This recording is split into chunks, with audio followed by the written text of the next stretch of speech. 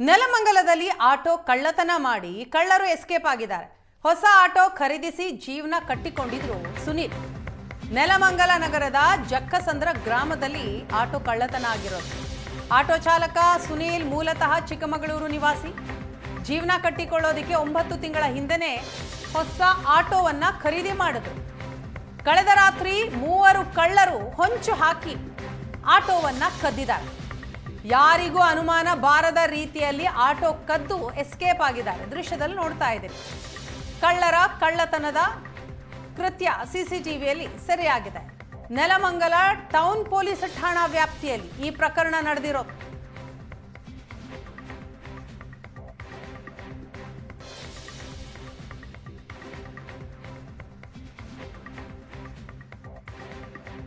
ಬೆಳಗ್ಗೆ ನಾನು ಡ್ಯೂಟಿಗೆ ಹೋಗ್ಬಿಟ್ಟು ಸಂಜೆ ಡ್ಯೂಟಿ ಮುಗಿಸ್ಕೊಂಡು ಬಂದು ಗಾಡಿ ಇಲ್ಲಿ ಹಾಕ್ಬಿಟ್ಟು ನೀಟಾಗಿ ಒರೆಸ್ಕೊಂಡು ಬೇಗ ಹೊರಟೋಗೋಣ ಅಂತ ಹೇಳ್ಬಿಟ್ಟು ಅಂದ್ರೆ ನೈಟ್ ಡ್ಯೂಟಿ ಮಾಡೋಣ ಅಂತ ಹೇಳ್ಬಿಟ್ಟು ನಾನು ರೆಡಿ ಆಗಿದ್ದೆ.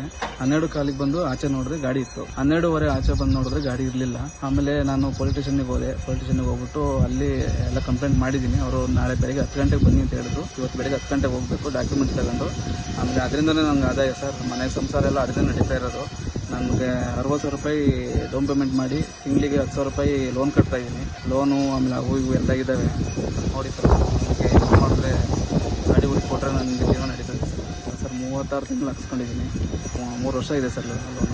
ಆಲ್ರೆಡಿ 10 ತಿಂಗಳು 9 ತಿಂಗಳು 10 ತಿಂಗಳು ಲೋನ್ ಕಟ್ಟಿದ್ದೀನಿ ಸರ್.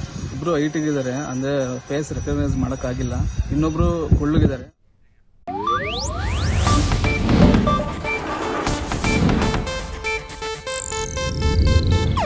ಇದು ಏಷ್ಯಾನೆಟ್ ನ್ಯೂಸ್ ನೆಟ್ವರ್ಕ್ ಪ್ರಸ್ತುತಿ.